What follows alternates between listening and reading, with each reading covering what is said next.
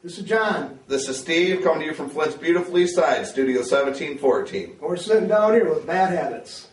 And we come back, we had to take a little break for a laughing session. Yes. John back here couldn't breathe. He's almost laying on the floor in a fetal position laughing. And our producer thought I wasn't trying to participate. I couldn't. I was laughing too hard. Yeah, because they're like stabbing me and making fun of me. But you know, I grew up just take your mask off, man. Yeah, you got to share. Come on. We got Bill here though. His dad was a preacher. He was just telling us about that. Why don't you go a little bit about that? Oh, he was like a reform minister. Most usually pretty staid group of people, man. Well, yeah, that's why they moved away, I guess. No, I wouldn't say that, but they actually they're in our religion. We actually had, that's where my band background started, was in our church. So okay. Yeah, and then I just kind of, the guys that played with me used to play classic rock. And I played with them before I played with any of these guys here. So you're not a disappointment too much to your parents, right? Oh, no.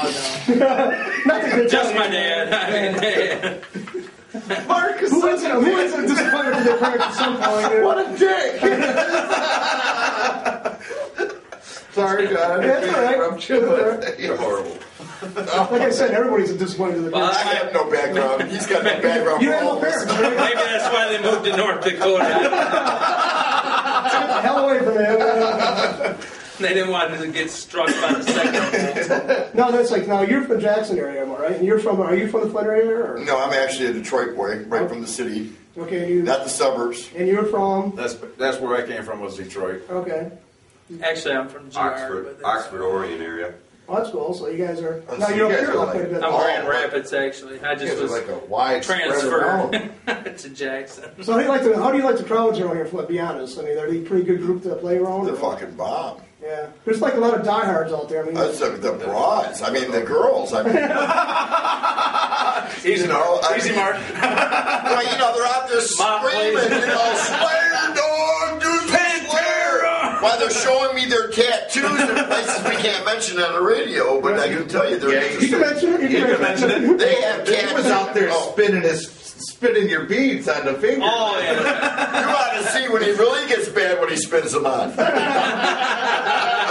I don't think we can show that. But okay. Well, that's good. The references there, anyway. There's not a girl in this room, and I would be very upset if that were to take place. Oh, God. I can't be at home for that reason.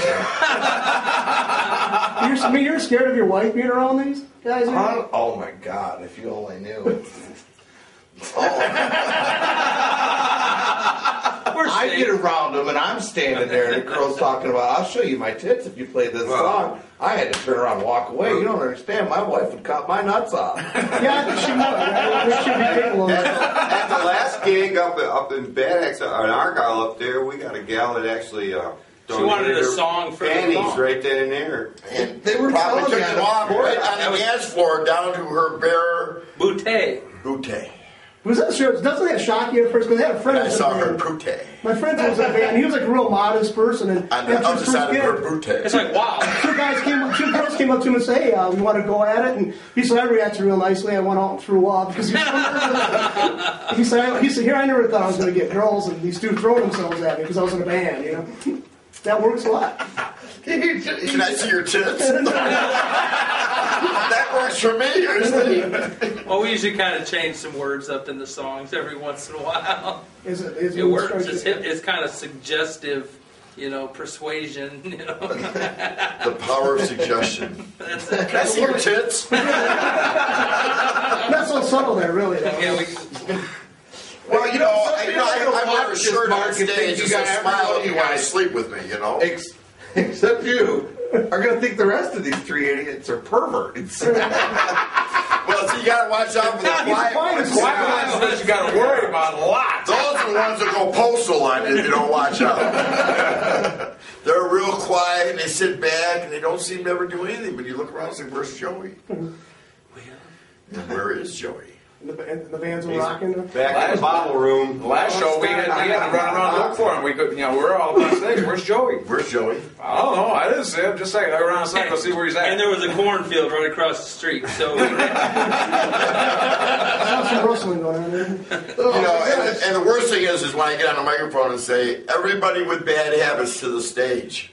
And then the whole bar comes on. I just assume all of you have children. oh, you had to go there. He's only a lead singer. I've only got 8. 8? I keep telling them they're cheaper by the dozen. What's the whole? He ain't quite got there yet, though. I mean, 2 are step kids, but hey. Step don't matter. It's Not still at all. child. As long as you don't step on them. How many you got, Mark? 2.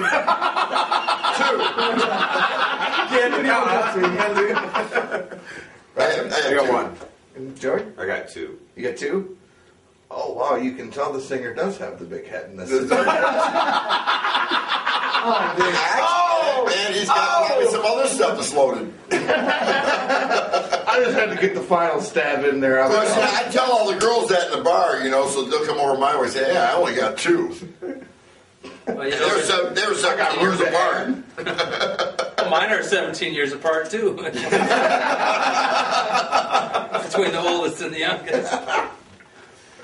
Oh my gosh! All right. Well, we've definitely had a ride with you guys. Thank you for coming in. Very good to meet you there. Yeah. So we're gonna wrap this up. And this is Steve. This is John, Studio 1714.